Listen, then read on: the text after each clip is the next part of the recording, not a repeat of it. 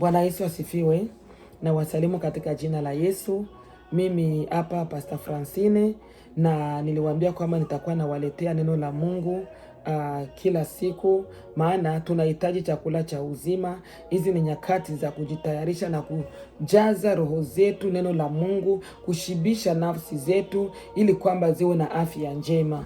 Na neno tazungumzia siku ya leo, neno ambalo linasema ya kwamba amebarikiwa mtu anayemtegemea Mungu, na amelainiwa mtu anayemtegemea mwanadamu na kumfanya mwanadamu kuwa kinga lake na kusahau Mungu. Bwana turumie sana. Lile neno lilo katika kitabu cha Yeremia sura 17 mstari wa 5 mpaka wa 9. Tutasoma katika jina la Yesu. Bwana anasema hivi: amelainiwa mtu yule anayemtumainia mwanadamu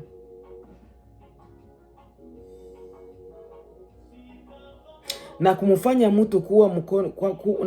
mtu kuwa kinga lake, na moyo wake amemwacha Bwana. Maana atakuwa kama mti wa jangwa usio na maji, wala hautaona wakati mema yatakapokuja, lakini atakaa pahali pakavu katika jangwa, katika nchi ya chumvi isiyokaliwa na mtu. Amebarikiwa mtu yule anayemtegemea Bwana wake, kwake yeye Bwana ndiye tumaini lake. Maana atakuwa kama mti uliopandwa kando ya vijito vya maji, unaoficha mizizi yake karibu na mto. Hautaona woga wakati wa jua kali inapokuja, lakini majani yake yatakuwa na mabichi, wala hautahangaika mwaka wa uchache wa mvua, wala hautaacha kuzaa matunda yake. Amena. Bwana Yesu asifiwe sana. Maandiko nasema amelainiwa mtu yule anayemtegemea mwanadamu. Mpendo, unamtegemea nani katika maisha yako? Je, unamtegemea mwanadamu? Unamtegemea Mungu? Mtu yule ambaye anamtegemea mwanadamu amelainiwa. Kuna watu wengi ambao wanamwacha Mungu, kama vile maandiko yanasema, na kuendea miungu na kutumainia miungu. Pengine ulikuwa Mkristo, lakini shida zilikupita, uliomba ukaochoka, haukungoja muda wa Bwana, ukaanza kukimbilia wanadamu, ukaanza kuendelea waganga, ukaanza kuendelea wachawi. Bwana kurumie sana. Mpendwa, mtegemee Mungu. Yeye ndiye jibu lako, yeye ndiye msaada wako. Kama ukimtegemea Mungu, maandiko nasema utakuwa kama mti uliopandwa kando ya vijito vya maji. Hautakauka, hautanyauka. Sijasema kwamba kama unamtegemea Mungu hauwezi kuwa jaribiwa, hauwezi kuwa na magonjwa. Jaribu lako na magonjwa yako hayatakuwa kama ya ule mtu asiyemtegemea Mungu. Maana wakati wa magonjwa, wakati wa shida zako zote, Bwana atakuwa pamoja na wewe, hata kuacha. Wakati wa shida atakuwa na wewe, wakati wa raha atakuwa na wewe, wakati wa matatizo yoyote ile atakuwa pamoja na wewe, hata wahi kukuacha. Bwana Yesu asifiwe sana. Na maandiko nasema katika kitabu cha Zaburi 125 ama 25 mstari wa 1, anayemtegemea Bwana ni kama mlima Sayuni, hautatikisika. Haleluya. Hata mawimbi yaje, mafuriko yaje, majaribu yaje, mtu ila tabaki anasimama, hata mwacha Mungu wake, kwa sababu anamtegemea Mungu, na Mungu hata muacha. Atakuwa kama mlima Sayuni. Bwana Yesu asifiwe sana. Yule anayemtegemea Bwana. Ndugu yangu, acha kutegemea wanadamu. Wanadamu siku moja watakuacha. Wanadamu siku moja watakuchoka. Mume anaweza kukuchoka, mke anaweza kukuacha, rafiki, ndugu, wazazi, lakini Yesu ni rafiki mwema ambaye hatawahi kukuacha. Bwana Yesu asifiwe sana. Je, unamtegemea nani katika maisha yako? Unamtegemea mwanadamu ama unamtegemea Mungu? Mtegemee Mungu siku ya leo. Kama ulikuwa umechoka na kusikia kwamba nimechoka, nimeacha huyu Mungu, hapana, usimwache Mungu. Maandiko nasema amelainiwa mtu anayemtegemea mtu na kumwacha Mungu wake na kumfanya mwanadamu kuwa kinga lake. Bwana turumie sana. Mungu ndio kinga lako. Mungu ndio ushindi wako. Mungu ndio ngao yako. Mtegemee Mungu mpaka mwisho. Haleluya. Tumainia Mungu wako mpaka mwisho, hata kuacha kamwe. Jina la Bwana libarikiwe. Na Mungu haangalie kama mwanadamu. Wapendwa, wanadamu wanaweza kuwa karibu yako, wanaonesha kwamba wako na wewe na unawategemea kwa sababu wanaona uko na kitu kidogo. Lakini leo ukifika kipindi kenye hauna kitu, ukifika muda yenye unahitaji wakusaidie, utaona wamoja wao watakukimbia. Ule ndiye mwanadamu. Lakini Mungu wetu huyu hatawahi kukuchoka. Tangu utoto mpaka uzee wako atakuwa pamoja na wewe. Bwana Yesu asifiwe sana. Maana yeye ni mwaminifu, hatawahi kukuacha kamwe. Mtegemee ndugu Mungu mpendwa. Mti ule maandiko nasema atakuwa kama mti unapandwa kando ya vijito vya maji, unazaa matunda kwa wakati wake na majani yake haikauki. Hautakaukiwa kama unamtegemea huyu Mungu. Jina la Bwana libarikiwe. Mwekee Mungu tumaini lako. Mtumainie Mungu, usimwache hata kama magumu yamezidi. Shikamana na Mungu. Siku na saa ya Mungu itafika, atakuonekania, atakutendea. Bwana Yesu asifiwe sana. Vumilia tabu pamoja na Kristo. Yeye Yesu alivumilia mateso kwa msalaba, akateswa, akadharauliwa kwa ajili yako na kwa ajili yangu. Hakukataa akasema sitaweza, nimeachana na haya, lakini alivumilia ili akuokoe. Na wewe usimwache Mungu juu ya shida, mtumainie tu Mungu. Siku sio izani, Mungu wako ataonekana. Utakuwa kama mti uliopandwa kando ya vijito vya maji. Bwana Yesu asifiwe sana. Kwa maana Mungu wetu ni mwaminifu, haangalie kama mwanadamu. Tukisoma katika kitabu cha Samueli wa kwanza, sitasoma, utasoma mwenyewe. Samueli wa kwanza sura yake ya 17. Bwana Yesu asifiwe. Samueli wa kwanza tafadhali, sura 16 kwanza, utasikia kisi kitabu cha Samueli kinasema. Bwana Yesu asifiwe sana.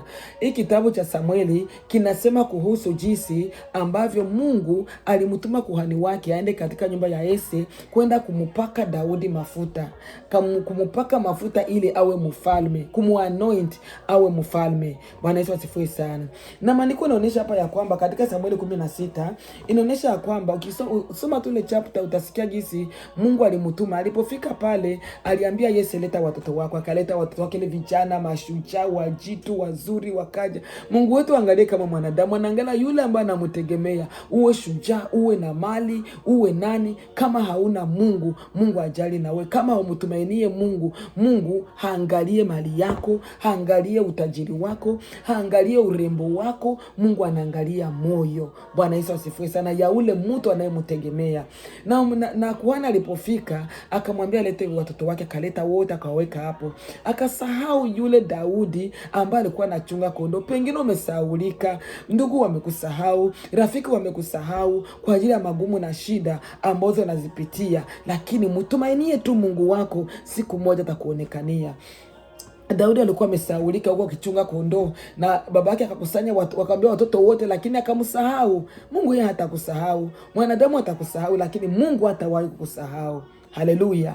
Maandiko nasema walipowaleta wote, Mungu akasema hakuna hata umoja nimechagua kati ya hawa. Mungu angalie kama mwanadamu, haangalie masomo, haangalie familia tajiri ulizaliwa ndani, haangalie urembo wako, haangalie chochote kile cha kimwili hiki, haangalie vitu vya kimwili. Mungu anaangalia moyo mkunjufu. Bwana Yesu asifiwe sana. Mwekee Mungu moyo wako, mukaribishe Bwana katika maisha yako, maana anaangalia moyo. Jina la Bwana libarikiwe. Na mwisho Mungu akasema hakuna hata mmoja nachagua hapa. Ndio kuhani akamwambia hakuna mwingine mtolie, na akasema kuna mmoja amebaki huko porini akichunga kondoo, amemsahau.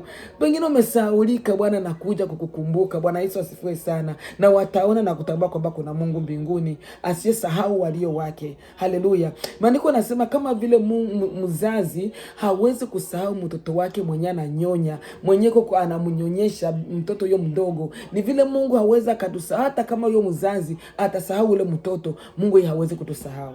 Ni nani mzazi anaweza akasahau mtoto huyo mdogo ambaye anamnyonyesha? Ni nani mama? Mimi ni mama, sijui kama naweza kusahau mtoto, lakini Yesu anasema hata kama mzazi anaweza kumsahau, mimi Mungu siwezi nikamsahau.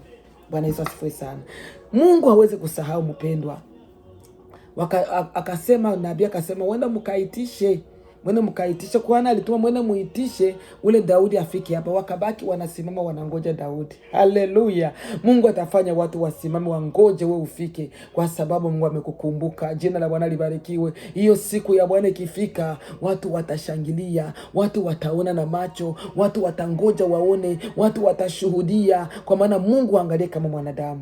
Jina la Bwana libarikiwe. Haijalishi kabila ulizaliwa ndani, haijalishi urefu wako, haijalishi ufupi wako, haijalishi. Haleluya. Kila Mungu anajali ni moyo mkunjufu, ni moyo wa mtu anayemtegemea Bwana. Jina la Bwana libarikiwe. Maandiko yanasema Daudi akaletwa, na alipoletwa alifika pale. Alipofika, maandiko yanasema ya kwamba Daudi alifika na alipofika tu Bwana akasema ni huyu. Jina la Bwana libarikiwe. Na alipofika, maandiko yanasema Bwana akamwamuru kuhani wake amupake mafuta, amuanoint kama mfalme. Lakini jambo la kushangaza, tujifunze neno kubwa hapa. Alipomaliza kumuanoint, Daudi alirudi tena kuchunga kondoo.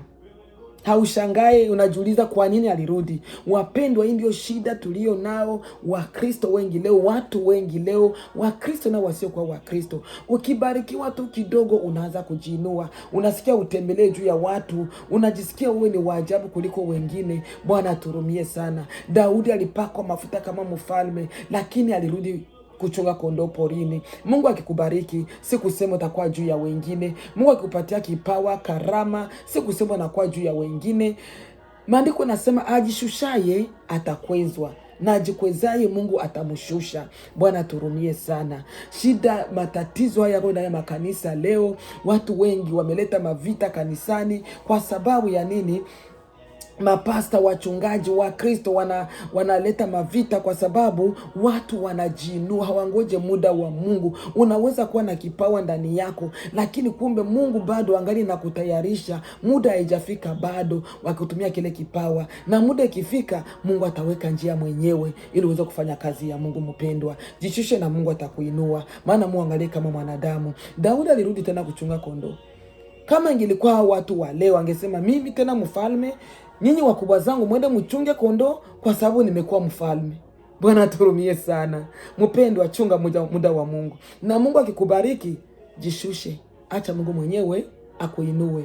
Jina la Bwana libarikiwe. Maandiko yanasema ya kwamba Daudi akarudi kuchunga kondoo. Alikuwa na ngoja Mungu aweke mlango sasa wazi wa kuweza kujizirisha na kumtumikia na kumweka saka kwa utawala. Maana Mungu anaweza kukutayarisha mwenyewe, lakini saa yafika inabidi ungoje sasa mlango au fungue ili kwamba uweze kufanya kazi ambayo ameweka ndani yako. Bwana asifiwe. Alipokuwa huko porini akichunga kondoo, sasa kukawa vita ya Israeli na wanani na Wafilistini. Hapo sasa Mungu anaanza kufanya njia. Vita ilipiganwa huko sasa.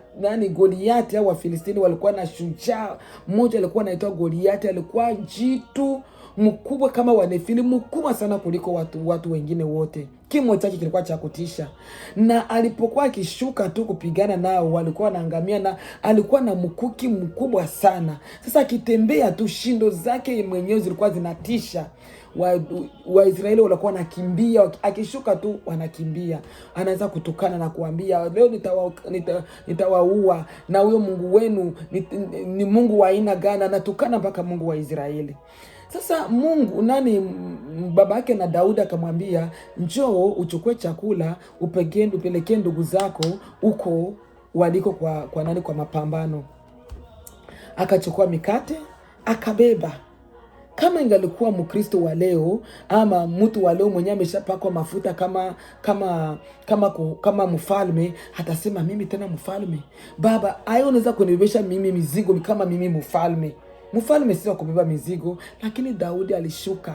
Alijua ninangoja muda wa Bwana anitawalishe mwenyewe, nitawale. Mpendo, angoja muda wa Mungu, atakutawaza mwenyewe, atakupa heshima, atakuheshimisha mwenyewe. Usijitafutie. Ukitaka kujitafutia utaharibu kila kitu. Bwana aturumie sana. Maandiko nasema Daudi akabeba chakula, mfalme akabeba chakula akapeleka kwa vita. Na alipofikisha chakula akatamani sana aenda kaone uko wanapigana vita mambo yanaenda je. Alipofika pale akapata Goliathi anatukana, huyo Mungu wenu ni Mungu gani? Leo nitawaua, leo ndege wa anga watakula mizoga yenu. Akasema no, ni mshenzi asiyetahiriwa, anatukana Mungu wetu. Ni mtu wa aina gani? Alipoona watu wote wanaogopa, wale maskari wanaogopa, akasema na mtu mwenye anaweza piga Goliathi, mfalme atampatia nini? Ndugu zake walimkemea, wewe katoto kadogo wewe, unaona maskari wameshindwa, sisi wakubwa zako wenye nguvu tumeshindwa, wewe utafanya nini hapa? Wewe hauwezi kitu hapa. Daudi akatoka hapo, na heshima kaondoka, akaenda kuuliza mtu mwingine karibu, mwenye wa karibu ya mfalme. Na alipofika hapo, maandiko nasema ya kwamba akasema mimi nitapigana na Goliathi. Wakampeleka kwa mfalme. Walipomfikisha kwa mfalme, mfalme akamwangalia akasema, akatoto basi hakuna shida, mlete hapa. Alafu mvike madiri kifuani, mvalishe vitu vya kumkinga, mishale, mpatie mkuki. Akavaa. Alipovaa, alijaribu kuinua mguu atembea, akasikia vimemulemea, hawezi hata kutembea. Akasema hapana, mvitoe.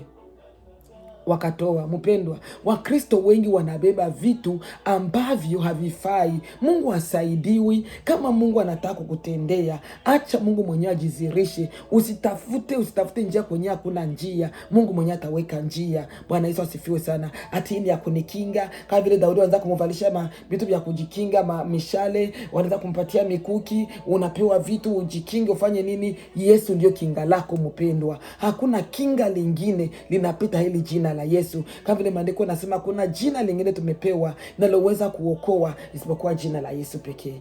Bwana Yesu asifiwe sana. Maandiko nasema ya kwamba Daudi akachukua mawe haya 5. Alipochukua hayo mawe 5, akachukua na mjereti. Ni kitu ambacho wachungaji wanapenda kuweka mawe, wanapiga pengine wanaua ndege na mengine. Akachukua mawe 5. Unajua siri ya hayo 5? Jiwe la kwanza la Daudi, imani. Alikuwa na imani kubwa sana kwa Mungu wake. Haleluya. Jiwe la pili ni ile ambayo tunazungumzia hapa, alimtumainia Mungu. Heri mtu yule anayemtumainia Bwana. Atakuwa kama mlima Sayuni usiotikisika, jani lake halitakauka. Daudi alikuwa anamtumainia Mungu. Jiwe la 3, alikuwa anatumainia uwezo wa Mungu. Alikuwa anajua Mungu ni mwenye uweza. Hiyo ilikuwa ndani yake.